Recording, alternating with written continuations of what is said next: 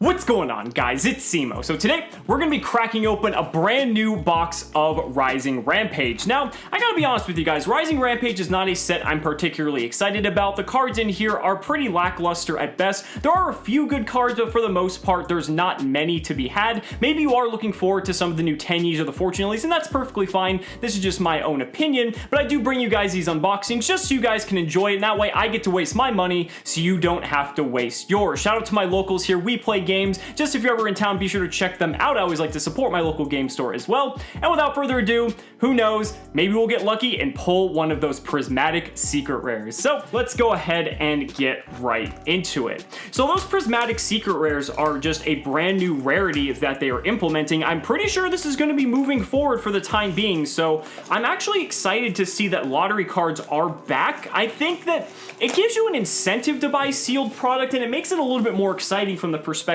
of, oh, you know, now when you get all the cards out of your box that you expect, you could still get something even more exciting, and I think that's a good thing. I think like when they had ghost rares or even the ultimate rares, I think it just made for a bit more of an exciting opening, and now we get to go back to those times to a minor extent. I still think ultimate rares should be in here regardless.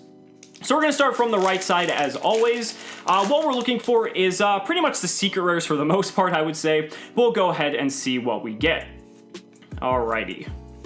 And there's our first card, Evita, Rebuilder of Worlds. This card is actually not bad. It's kind of one of those contingency cards that, like, if the format kind of goes to shit with, like, Link monsters, that this card might see play. It's pretty much between, like, that or, like, Nightmare Corrupt or Idly or whatever the hell it's called. But it's not, like, the worst card. It's actually pretty okay. All right, so first super rare.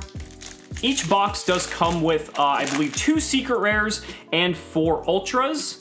And let's see what we get in pack number 2. We have a, oh, well, there's our first secret rare. It is Gizmek Orochi, the Serpentron Sky Slasher. I think this card's pretty good. I did talk about it in my top 5 cards of the set. And obviously, you know, it's kind of a weird card just because it doesn't exactly have a specific role, but it's generic and it's actually pretty cool. I think this card is going to have a role at some point. There we have a Tenyi Serpent Marupa for the rare. All right, so there's one secret down. That was pretty quick. So hopefully we still get that, you know, that prismatic. You never know.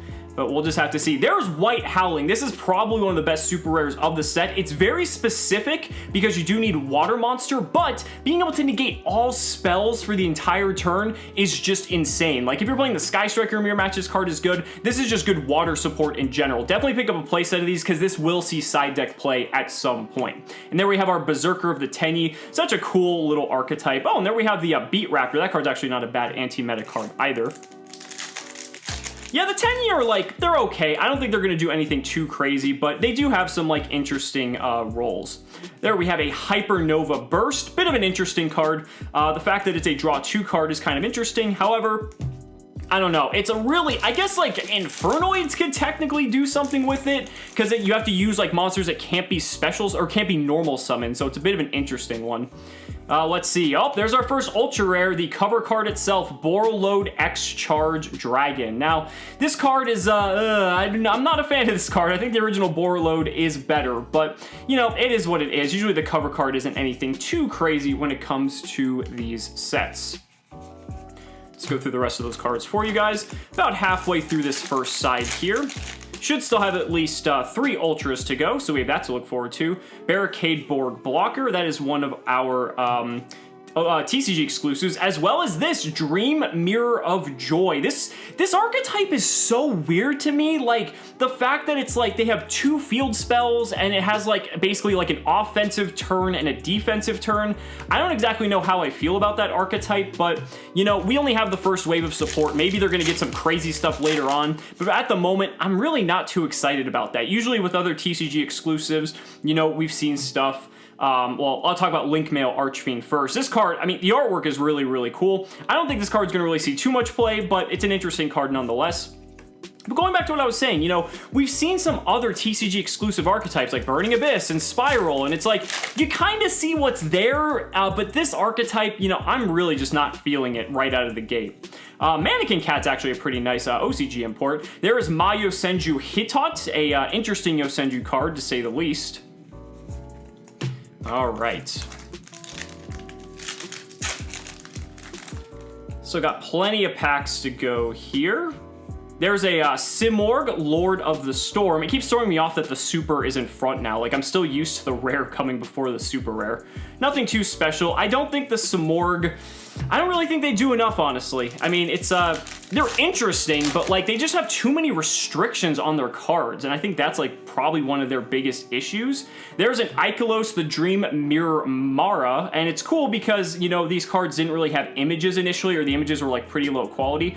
So the artwork on this archetype is pretty cool, but obviously the artwork doesn't dictate how good the archetype is. Otherwise, there'd be a lot of... the metagame as we know it would not be anything close to what it is now. There's our second ultra rare, Ikelos, the Dream Mirror Sprite. This is one of the better of the Dream Mirror cards. I believe it's the Searcher. You can add one Dream Mirror. Yeah, so this is the Searcher. So if anything, like, that's going to be a integral part of that deck strategy. But again, we'll have to see. Not too optimistic. So this is the last card, or excuse me, the last pack of the first side here. And there's a Morpheus, the Dream Mirror White Knight. Again, a lot of these Dream Mirror cards here in higher rarity, which I find to be interesting. Pretty cool card nonetheless. Got that Vic Viper. We also got a full playset of those Beat Raptors, which I don't know if we're ever going to use that card, but it's a interesting tech card at the very least. Okay, so... going along here, another Morpheus, the Dream Mirror White Knight. Okay, it is a super. You know, you're expected to get your duplicate super rares just because I believe there's only like, I think there's like 14 super rares per set, something like that. So, I mean, they're bound to get the duplicates since there's 24 packs. And you're getting at least a super rare in every pack at the very least. And then, oh, wow. Okay, so, okay, for a second, I thought it was the prismatic one, but you know what? I'll take it. Appaloosa, Bow of the Goddess. There we go. The chase card of the set, and I could not be happier. Yes, it could have been the prismatic, but you know what? I'm not complaining. This is the card I just wanted to get from this set, and I'm just happy that we pulled her. Fantastic pull. That was a great box. Just literally the fact we pulled Appaloosa, just like, we won. We won. We can just go home, call it a day. If we get anything else, cool, but if not, you know, we're pretty much good. Another copy of Evita. You know what? We're going to go ahead and put Appaloosa right up there. I should probably sleeve her, to be honest, but we'll do that after the fact. Still got about, looks like 8 packs, I think, to go. But we shouldn't be getting any more secret rares, at least to my knowledge, unless we have some just absolutely crazy box. Another copy of Simorgh, Lord of the Storms. This card's actually pretty cool. This Tenyi Spirit of Vishuddha.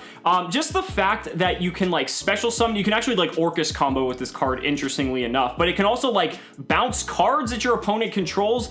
There's some cool things that you can do with that card, not necessarily, like, in Tenyi. So the fact that it's got, like, a little bit of use outside of the archetype is actually rather neat. And that's what I love when people come up with different things like that. So speaking of Tenyi, that was right on cue. There's Shaman of the Tenyi. I will say Tenyi has really sick artwork, and this is honestly one of their better cards. It's pretty decent. Link 2 is always nice. It is an effect monster, which kind of goes against what they're going for, but obviously if you want to have your archetype be somewhat decent, it can't be comprised of entirely normal monsters unless you're playing back in 2002 when, like, Lajin was the best card in the game.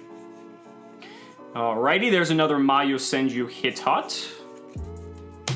Looks like we have 6 packs left, and I believe we should have only one more ultra rare if the ratios are cooperative with a box. There's another copy of Link Mail Archfiend. Lots of Beat Raptors, got plenty of those now. I also miss, like, remember back in Soul Fusion when there was a card like Pankratops that was a common that people wanted to pull? I really wish we had another way to have... Oh, there's a White Aura Monoceros, so this is actually, I believe, the last White Aura card. A lot of people were kind of looking forward to this. It's very niche, but it's a pretty cool card nonetheless. But like I was saying, I feel like I wish they just made cards like Pankratops that were in the common slot that just made it a little bit more exciting to pull than just something as simple as, you know, your secrets or your ultra rares. We get that every once in a while, but I feel like they should definitely do that more often. There's another copy of Hypernova Burst, and there's a Win the Wind Charmer. She's actually one of the cards that can come in the Prismatic Secret Rare. All right, 3 packs left. Let's see what we got. We have a Simorgh, Bird of Darkness. Interesting. 2 left. I think we still have one more Ultra, so there should be an Ultra in one of these 2 at the very least.